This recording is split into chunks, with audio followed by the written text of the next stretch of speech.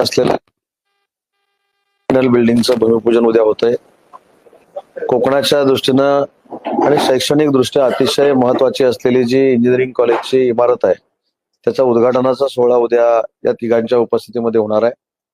आणि गेले कित्येक वर्षाची सगळ्याच समाज बांधवांची मागणी होती की एखाद्या शासकीय इमारतीला लोकनेते शामराव पेजे साहेबांचं नाव ठेवण्यात यावं.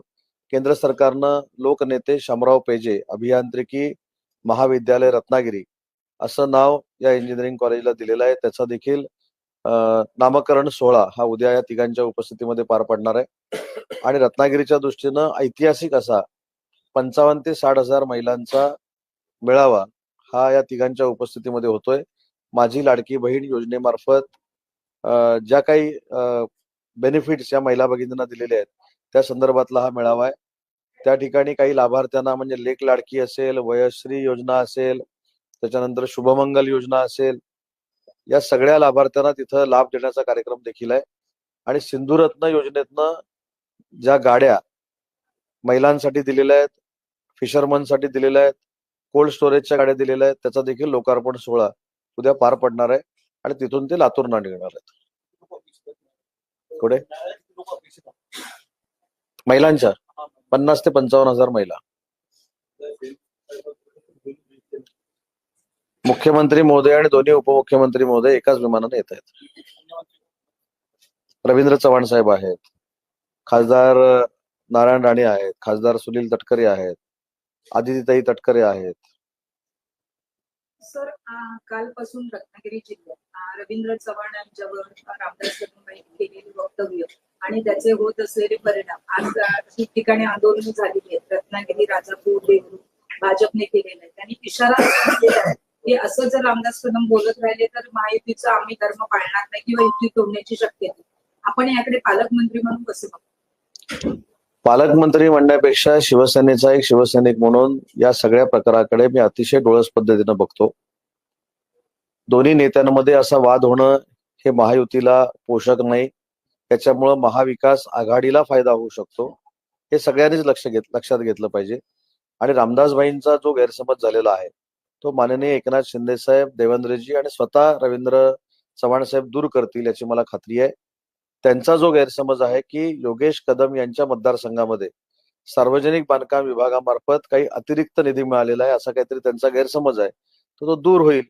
परंतु रवींद्र चव्हाण देखील सिंधुदुर्ग असेल, रत्नागिरी असेल, रायगड असेल या ठिकाणी त्यांच्या परीनं चांगलं काम करतायत. हायवेच्या बाबतीमध्ये देखील त्यांनी सकारात्मक भूमिका घेतलेली आहे. आणि दोन्ही नेत्यांनी समंजसपणा दाखवून महाविकास आघाडीला फायदा होणार नाही याची दक्षता घ्यावी एवढीच माझी त्यांना विनंती आहे. एक मिनिट की रामदास कदम हे गुहागर मतदारसंघापासून निवडून असते तेव्हापासून जी शिवसेनेशी असलेली युती आणि आताची असलेली शिवसेना, हे रामदास कदम हे सातत्याने बीजेपी वरती अनावश्यक बोलणारे हे आहे. त्यांना तुम्ही कसं आवडता? त्या इलेक्शन पिरियड मध्ये तुम्ही त्यांना त्यांच्या वक्तव्यानं कसं हे घालणार किंवा तसं? कारण शेवटी ते तुमच्या पक्षाचे अण्णांच्या भावना मी समजू शकतो. मला असं वाटतं की युतीमध्ये सगळ्याच नेते मंडळींनी समंजसपणाची भूमिका घेतली पाहिजे. जे काय वादविवाद आहेत हे नेते मंडळींकडे जाऊन सोडवले पाहिजेत. माननीय एकनाथ शिंदे साहेबांनी कायमस्वरूपी देशाचे पंतप्रधान नरेंद्र मोदी साहेबांचा आदर केलेला आहे. कालही ते करत होते, आजही ते करणार आहेत, भविष्यामध्ये देखील तोच आदर राहणार आहे. तेच माननीय अमित शहा साहेबांबद्दल आहे, तेच देवेंद्रजींबद्दल आहे. आणि भाजपाच्या लोकांबद्दल बोलण्याचा अधिकार हा शेवटी महायुतीतल्या लोकांनी समंजसपणाने घेऊन बोललं पाहिजे, हीच आमची सगळ्यांची भूमिका आहे. आणि त्याच्यामुळे रामदासभाईंचा जर काही गैरसमज झाला असेल तर तो शिंदे साहेबांशी आणि देवेंद्रजी फडणवीस साहेबांशी चर्चा करून दूर होईल. मंत्री रवींद्र चव्हाण यांनी रामदासभाईंना सरळ सरळ सांगितलं की समोर या खानपट फोडून टाकेल. मंत्री जेव्हा असे भाषा करतात किंवा रस्त्यावर उतरतात तर नागरिकांनी किंवा जनतेने कुठल्या अपेक्षा? नाही, मला असं वाटतं की याच्यामध्ये मला जास्त बोलून काय कोणाला खतपाणी घालायचं नाही. मी देखील जबाबदार मंत्री आहे महायुतीचा. माझी रवींद्र चव्हाण साहेबांना एक मित्र म्हणून विनंती आहे, त्यांनी समजून घ्यावं, ज्या काही अडीअडचणी आहेत त्या दूर कराव्यात. शेवटी महायुतीचं सरकार येणं आणि महायुतीचे आमदार निवडून येणं ही जबाबदारी प्रत्येकाची आहे. आणि रामदासभाईंना देखील विनंती आहे की त्यांना जे काही शंका आहे किंवा गैरसमज आहेत ते दोन्ही नेते मंडळींकडे बसून त्यांनी दूर करावेत. त्याच्यानंतर राष्ट्रवादीबद्दल जर असेल तर तो अजितदादांबरोबर बसून दूर करावा, एवढीच माझी विनंती आहे. बदलापूरचा जो विषय आहे चाललेलं पाहायला मिळतं. गेले 8 तास लोक नागरिक बदलापूर रेल्वे स्टेशनवर ठिय्या आंदोलन करून आहे. शाळेतल्या त्या आरोपीला पकडलेलं आहे, परंतु त्यांच्याकडे सीसीटीव्ही नाही किंवा त्या जनतेचं म्हणणं आहे की आमच्या पुढे फाशी द्या त्यांना. या संदर्भामध्ये तिथली कायदा आणि सुव्यवस्था सांभाळण्याची जबाबदारी जिल्हाधिकारी आणि पोलीस अधीक्षकांची आहे. ज्याने कोणी हे कृत्य केलेलं आहे किंवा जो कोण दोषी आहे त्याला कुठेही माफ केलं जाणार नाही, त्याच्यावर कडक कारवाई केली जाईल, ही आमची भूमिका राहणार आहे. त्याच्यामुळं या बाबतीमध्ये जे काही निर्णय घ्यायचे तिथले जिल्हाधिकारी आणि पोलीस अधीक्षक जे आहेत ते घेतील, परंतु कोणालाही पाठीशी घातलं जाणार नाही, ही आमची भूमिका आहे. गृहमंत्र्यांनी एसआयटी बसवण्याची घोषणा केलेली आहे, म्हणजे ते म्हणाले, परंतु जनतेच्या भावना तीव्र आहेत. ते म्हणतात की आरोपीला आमच्या समोरच हजर. नाही, अशा वेळी जनतेच्या भावना या तीव्रच असतात. त्यांच्या मताशी दुमत असण्याचं काही कारण नाही, कारण शेवटी त्याचे पडसाद हे तीव्रतेने उमटत असतात. परंतु शेवटी प्रशासन म्हणून काही गोष्टी ह्या कायद्यानुसार कराव्या लागतात. परंतु जो कोण माणूस आहे, जी कोण व्यक्ती आहे, त्याला कुठच्याही परिस्थितीमध्ये सुरक्षित सोडता येणार नाही, म्हणूनच ती एसआयटी नेमण्यात आलेली आहे. आणि एसआयटी मध्ये देखील जो काय असेल तो निर्णय योग्य होईल आणि कारवाई होईल.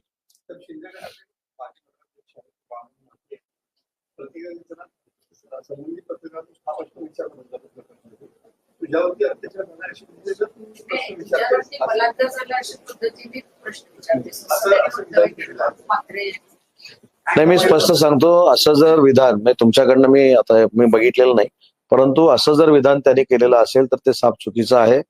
त्या मताशी कोणी आम्ही सहमत राहू शकत नाही. जरी ते शिवसेनेमधले असले, एकनाथ शिंदे साहेबांचं नेतृत्व त्यांनी स्वीकारलेलं असलं आणि अशा पद्धतीचं जर वक्तव्य त्यांनी केलं असेल तर त्यांच्या कुठच्याही वाक्याशी, शब्दाशी आम्ही सहमत नाही.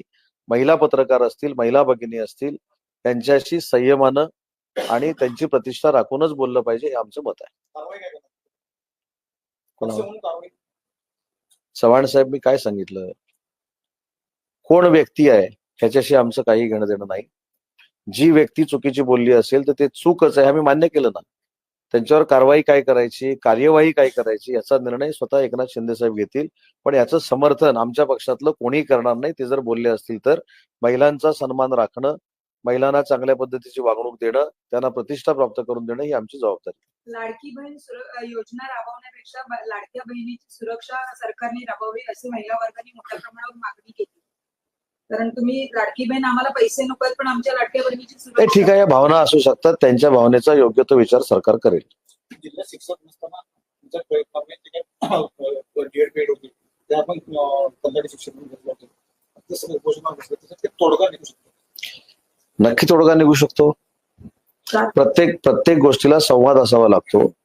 प्रत्येकानं आडमोठं धोरण देऊन उपयोगाचं नाही. आणि त्याच्यातल्या काही लोकांनी सांगितलं की माझ्या पालीच्या घरासमोर जाऊन बसणार, बसा. माझ्याशी चर्चा करायची असेल तर आलं पाहिजे, चर्चा केली पाहिजे, आपण त्यातनं सुवर्ण मध्य काढू ना. पण असं कोण जर दादागिरीची भाषा करत असेल तर काय करायचं? म्हणजे आता मला पण भीती वाटायला लागली माझ्या मतदारसंघामध्ये फिरायला. आणि असं वक्तव्य केल्यामुळंच काही लोक घरी येऊन असं जर करणार असतील तर मी तिथं जर गेलं तर मला मारहाण झाली तर मग जबाबदार कोण? त्याच्यामुळे जे कोण आहेत त्यांना बाकीच्या राज्यामध्ये 5,000 रुपये पगार असताना या जिल्ह्यामध्ये 9,000 पगार करणारा पालकमंत्रीच होता. त्याच्यानंतर आता सुद्धा जी जागा भरलेल्या आहेत आणि शिल्लक राहिलेल्या आहेत त्यांना सुद्धा 150 लोकांना ह्यांनी आंदोलन केलं म्हणून नाही, ह्याच्या अगोदरच घ्यायचा निर्णय झालेला आहे, तो देखील आपण घेतोय.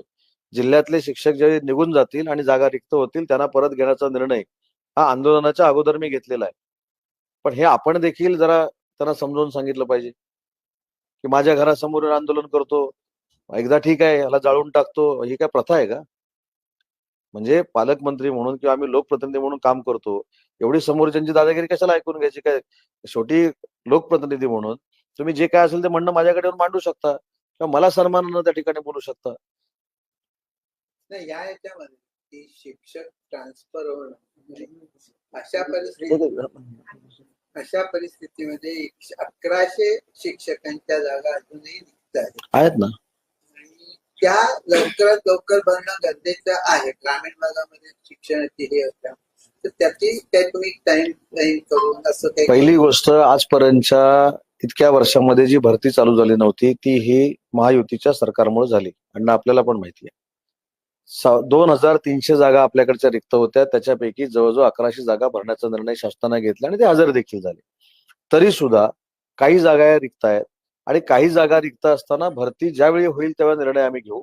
परंतु ते जे बीएड आणि डीएड आहे त्यांना परत सामावून घेण्याचा निर्णय मी घेतलेला होता ना. याला दीपक नागले साक्षीदार आहेत, त्यांना अजून लांजा राजापूरचे लोक साक्षीदार आहेत, इथले माझ्या बरोबरचे पदाधिकारी साक्षीदार आहेत. आंदोलनाला बसायच्या अगोदर जर मला येऊन भेटून मी अगोदरच सांगितलं असतं त्यांना. पण हे योग्य आहे का? आंदोलन हा लोकशाहीतला एक मार्ग आहे, मान्य करतो. आंदोलन मी कधी विरोध केला नाही. नाणारच्या लोकांनी विरोध केला, आम्हाला शिवीगाळ केली, मी कधी बोललो नाही. पण ही प्रथा पडत जाईल. एखाद्याला मारतो, पालकमंत्र्याला मारतो, पालकमंत्र्याला जाळतो, पालकमंत्र्याच्या घरावर मोर्चा काढतो, पालकमंत्र्याला घरात ही काही पद्धत आहे? माझं म्हणणं, रत्नागिरी जिल्ह्याला एक संस्कृती आहे, आंदोलनाची पण आहे. कारण स्वातंत्र्यवीर विदा सावरकर सुद्धा रत्नागिरीमध्येच होते, लोकमान्य टिळक देखील रत्नागिरीमध्ये होते आणि भारतरत्न डॉक्टर बाबासाहेब आंबेडकरांनी देखील या आपल्या कोर्टामध्ये प्रॅक्टिस केलेली आहे. हा आपला वारसा आहे. हे काय म्हणजे उपोषणाला बसल्यानंतर 4 जर आमच्या विरोधातले पदाधिकारी तिथे आल्यानंतर अशी जर भाषा असेल, त्यांना तुम्हाला पण कसं वाटलं मला सांगा ना. शेवटी प्रश्न सुटला पाहिजे. दुसरा एक महत्वाचा मुद्दा म्हणजे असा की त्याची रत्नागिरी जिल्ह्यामध्ये फारशी कुठे चर्चा होताना दिसत की मराठा आरक्षणाचं आंदोलनाचं नेतृत्व करणार जे आहेत, ती जी भाषा वापरतात त्याचा रत्नागिरी जिल्ह्याच्या मतदारावर म्हणा किंवा समाजावर काय परिणाम झालेला आपल्याला जाणवतो का? नाही, मी स्वतः मराठा आरक्षणाचे जे प्रमुख आंदोलक आहेत मनोज जरांगे पाटील यांना 3 ते 4 वेळा भेटलेलो आहे. मी अनेक वेळा माझ्या प्रेस कॉन्फरन्स मधनं सांगितलेलं आहे की ते समजूतदार एक आंदोलनकर्ते आहेत. त्यांनी राज्यकर्त्यांबरोबर बोलताना संयमाची भूमिका घेतली पाहिजे, ही आमची सगळ्यांचीच भूमिका आहे ना. आणि मराठा आरक्षणाचा मराठवाड्यामधला विषय आणि मराठा आरक्षणाचा कोकणामधला विषय याच्यामध्ये जमीन आसमानाचा फरक आहे. मराठा आरक्षण कोकणवासियांना कशा पद्धतीनं पाहिजे ही भूमिका कोकणवासियांच्या सगळ्या मराठा समाजानं अनेक वेळा जाहीर केलेली आहे. परंतु कुणीच त्यांनी कशाला, माझं असं म्हणणं आहे, कुणीच अशा पद्धतीची भाषा करू नये या मताचा मी आहे.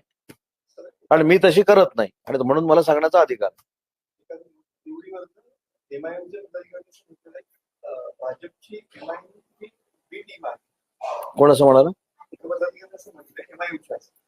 भाजपची बी टीम एमआयएमच आहे. भाजपची एमआयएम बी टीम आहे. ज्याने कोणी हे वक्तव्य केलं, ज्याने कोणी हे प्रेस कॉन्फरन्स घेतली, त्याने याचा खुलासा पुराव्यानशी केला पाहिजे ना. कसं आहे, आता 2 महिन्यानंतर विधानसभा आल्यानंतर अनेक लोक अनेक गोष्टी बोलायला लागलेले आहेत. त्याच्यामध्ये काय तथ्य आहे असं मला वाटत नाही. माझं फक्त म्हणणं याच्यामध्ये जे खरं काय आणि खोटं काय हे जनतेला कळत असतं. मागच्या लोकसभेमध्ये जो फेक नरेटिव्ह सेट केला गेला मुस्लिम बांधवांमध्ये आणि दलित बांधवांमध्ये, म्हणून काही लोकांना मताची सूज आली, हे परत एकदा सांगतो. तसं काय विधानसभेला काही टिकणार नाही. विधानसभेला ज्या योजना सरकारनं आणलेल्या आहेत या योजनांच्या जीवावर आणि या तिन्ही नेते मंडळींनी जो विधायक दृष्ट्या महाराष्ट्र पुढे नेलेला आहे त्यांच्या जोरावर पुन्हा एकदा महायुतीचं सरकार या महाराष्ट्रामध्ये येणार आहे. तो हल्ला शीख धर्मियांवरती आहे असं म्हणून काल एका विकी थॉमस नावाच्या एका रील बनवत होते आणि जेव्हा मी दर्शन केले की हा हल्ला थेट शीख धर्मियांवरती आहे, तेव्हा कुठे दावा येतो मला आता माहित नाही कुठं काय झालंय ते, पण त्याची जर दखल घेतली नसेल माझ्याकडे तो तुम्ही पाठवला तर मी होम डिपार्टमेंटला पाठवेन. सर, नोव्हेंबरला विधानसभेची मुदत संपते, डिसेंबरला निवडणूक होणार की नोव्हेंबरला? कारण विरोधक सांगतात की सरकारमध्ये हे नाहीये, ताकद नाहीये, म्हणून भीतीपोटी ते डिसेंबरला निवडणूक जाहीर करू शकतात. नेमकी निवडणूक वेळेवर होणार आहे की 1 महिना वाढेल? पालकमंत्री म्हणून एखाद्या रस्त्याचं काम कधी होऊ शकतं हे मी सांगू शकतो, पण निवडणूक डिसेंबरला होणार आहे की ऑक्टोबरला होणार आहे हे सांगण्याचे अधिकार निवडणूक निर्णय अधिकाऱ्यांना आहे. ते योग्य वेळी निवडणूक लावतील. विरोधकांना कसलेही विषय नसल्यामुळं, या योजना लोकांपर्यंत पोहोचत असल्यामुळं स्वतःचं काही खरं नाही हे ज्यावेळी लक्षात आलेलं आहे त्यावेळी असे उलट आरोप सुरू आहेत. त्याची शिवसेनेची, उद्धव ठाकरे शिवसेनेची जी स्थिती आहे तिथे पाहता मुंबईच्या विधानसभा इलेक्शन मध्ये त्याचा काय कितपत परिणाम होईल आपलं? कारण आपणही एक शिवसेनेचे एक नेते आहात. तुम्ही लोकसभेची निवडणूक जर बघितली तर लोकसभेला धनुष्यबाणावर ट्रान्सफर झालेली मतं ही टक्केवारीनं प्रचंड प्रमाणामध्ये आहेत. आणि मगाशी जे मी सांगितले की फेक नरेटिव्हमुळं उबाठाला मिळालेली मतं ही त्यांची असेट बनलेली आहे. परंतु मुस्लिम बांधवांमध्ये जो काही गैरसमज होता तो दूर करण्यामध्ये त्यावेळी आम्ही अयशस्वी ठरलो. आम्हाला आता हे जे 2 महिने मिळालेले आहेत त्यावेळी मुस्लिम बांधवांना पण कळलेलं आहे की फक्त मताचं राजकारण कसं केलं जातं. त्याच्यामुळे मला असं वाटत नाही फार मोठ्या ताकदीनं महायुतीचे आमदार निवडून येतील. लोकसभेला 100% मुस्लिम मतं भेटली होती ती विधानसभेला ते पर्सेंटेज परत येते. परवाचा जो लोकसभेमध्ये प्रकार घडला, एका बिलाच्या बाबतीमध्ये स्वतःची भूमिका न मांडता काही लोकांनी जो लोकसभेमधनं पळ काढलेला आहे, त्याच्यामुळे मुस्लिम बांधवांना कळलंय. मुस्लिम बांधव आता ठरवतील की जे स्वतःच्या मताचा वापर केल्यानंतर निवडून आले आणि मुस्लिम बांधवांच्या प्रश्नाच्या वेळी ज्यांनी सभागृह सोडलं त्यांच्याबद्दल काय निर्णय घ्यायचा हे ठरवतील मुस्लिम बांधव. धन्यवाद. दौलत